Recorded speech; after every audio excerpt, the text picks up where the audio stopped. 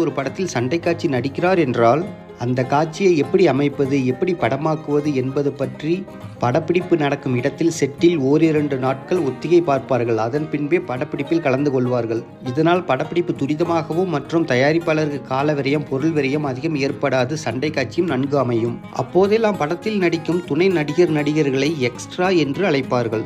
அப்படி அழைப்பவர்களை கண்டால் எம்ஜிஆர் கண்டிப்பார். துணை நடிகர் என்றோ ஜூனியர் ஆர்டிஸ்ட் என்றோ அழைக்க வேண்டும் என்பார்.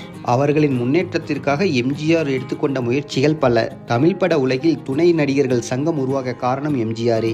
அப்போது சண்டை காட்சிகளில் நடிப்பதற்கென்று முறையாக பயிற்சி பெற்ற நடிகர்கள் 10-15 பேர் தான் இருந்தோம். அது போதாதென்று எம்ஜிஆர் நினைத்தார்.